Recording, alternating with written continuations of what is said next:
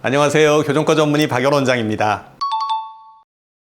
교정한다고 입냄새가 나진 않아요. 교정기를 넣었을 때 교정기 자체보다는 교정기 주변에 음식물이 이렇게 붙을 수가 있잖아요. 양치를 잘 안 하게 되면. 그런 게 더 문제죠.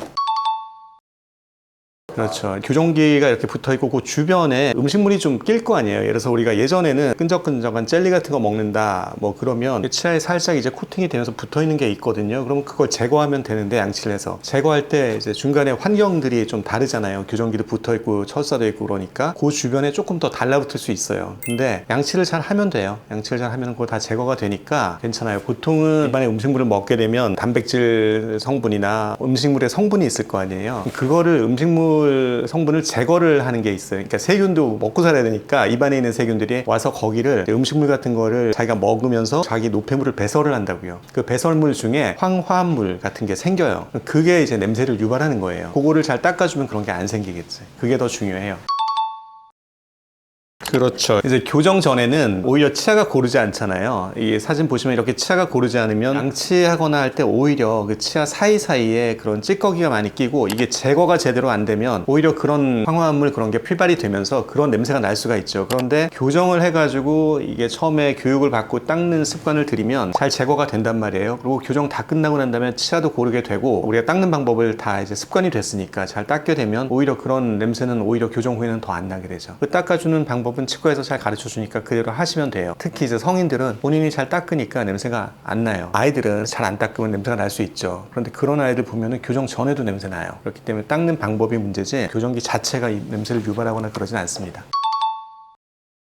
그렇죠. 그러니까 양치를 해야 되는데 제대로 해야 되죠. 그러니까 우리는 병원에 와서 이런 얘기를 해요. 교정기 딱 붙이고 나면 양치를 조금 신경을 써줘야 된다. 방법이 문제다. 첫 번째는 양치하는 방법을 교정기 주변을 잘 닦아줘라. 두 번째는 워터픽 같은 것도 사용하라고 해요. 워터픽이 뭐 구강세정기 이렇게 막 쏘아주는 거 있잖아요. 그거는 뭐냐면 음식물 같은 게 치아하고 교정기하고 교정철사 그 사이에 그런 공간에 이제 덩어리로 낄 수 있거든요. 그런 것도 워터픽 사용하면 잘 빠지니까 그런 거 해줘라 얘기를 하고, 저희 같은 경우는 굉장히 신경을 쓰는 게 뭐냐면 치간 칫솔이에요. 교정을 하다 보면 치아가 움직이다 보면 치아 사이사이에 일시적으로 틈이 잠깐 생겼다 벌어졌다 이런 과정이 반복이 된단 말이에요. 그럼 그 사이에 음식물이 좀 낄 수 있어요. 근데 이걸 치간 칫솔을 잘 사용해 가지고 빼면 굉장히 시원하게 깨끗하게 관리가 되는데, 이거 교육이 잘 안 되거나 이 교육을 못 받은 분들은 치아 사이사이에 음식물이 낄 수 있단 말이에요. 근데 그거를 양치할 땐 그거 안 빠져요. 그리고 본인도 모르고 지나간다고. 그럼 거기 안에서 이제 하루 자고 이틀 자면서 분해가 되면서 아까 얘기한 그 황화물도 나오고 그래서 냄새가 나요. 그래서 제일 중요한 거는 교정 중에 치간 칫솔을 효율적으로 사용을 하는 게 입냄새를 예방하는 데 있어서 제일 중요합니다. 네, 근데 그걸 교육받았다고 해도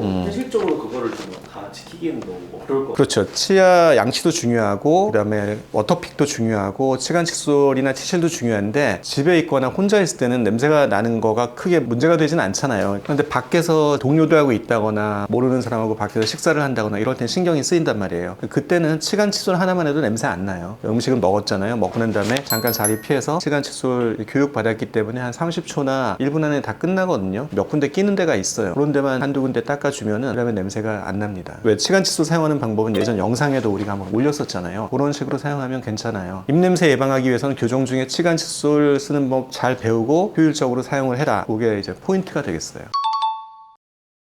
그런 경우는 잘 없죠. 돈 내고 하는데. 중간에 다 얘기해요. 처음에 교정 한두 달 좀 이제 익숙해졌잖아요. 그러면 저희는 치간 칫솔 사용법부터 교육을 시켜요. 그 음식물 끼는 거를 방지를 해주면 되는데, 교정하다 보면 치아하고 치아 사이에 끼는 음식물이 한두 군데예요. 막 다 끼는 게 아니고. 그런 데를 치간 칫솔로 공략을 해주면 되죠. 그래서 그 부분만 잘 해주시면 괜찮습니다. 그거 한다고 해서 교정에 중간에 취소하거나 뭐 관두거나 그런 분들은 없어요. 거의. 그런 것도 있죠. 성인들이 교정을 많이 하잖아요. 그렇게 보면은 음식물도 안 끼고 그다음에 양치도 잘해서 입냄새가 날 이유가 없어요. 그런데 냄새가 나는 분들이 있어요. 근데 드물지만 그런 분들은 전신질환이 있는 경우가 있어요. 예를 들자면 이제 당뇨 같은 거 있는 분들 많잖아요. 당뇨가 좀 심한 분들은 그 특유의 냄새가 있어요. 네일 같은 거 하고 그거 제거하잖아요. 그때 아세톤 바르잖아요. 그 냄새들 다 아시죠? 그 냄새가 입에서 나는 분들이 있거든요. 그거는 당뇨가 있으신 분들이에요. 당뇨가 좀 심하신 분들은 그 냄새가 납니다. 그리고 간부전 같으면은 간이 좀 안 좋은 분들 분들은 간에서 그 독성 물질을 해독을 못하면 생선 비린내 그런 냄새가 좀 나요. 그런 분들도 있고, 그 다음에 신장이 안 좋으신 분들은 또 신장에서 노폐물 배설이 안 되면 암모니아 냄새 있죠. 오줌 찌린내 같은 거, 그런 것도 입에서 나요. 그거는 이제 교정하고는 상관없는 거기 때문에 그런 분들은 내과 진찰을 받아보셔야 되죠. 그래서 그런 냄새는 입에서 나는 냄새라기보다는 몸 안에 문제가 있어서 나오는 냄새인데 그게 입으로 통해서 나온다. 그래서 입에 문제가 있는 건 아니다. 이렇게 생각할 수도 있어요. 성인분들은요, 이렇게 아까 그런 방법 알려드리면 하시거든요. 양치도 잘 하시고 시간 치수도 잘 하시고 하기 때문에 전혀 문제가 안 되니까 그건 걱정 안 하셔도 되고, 이제 어린 아이들 두신 부모님들도 아이들은 잘 안 닦으니까 그럴 수 있는데 저희 병원에 오면은 다 그거를 교육을 시켜요. 아이들도 동기부여가 되고, 아 이거 하면 입냄새 안 난다 알기 때문에 잘 따라줍니다.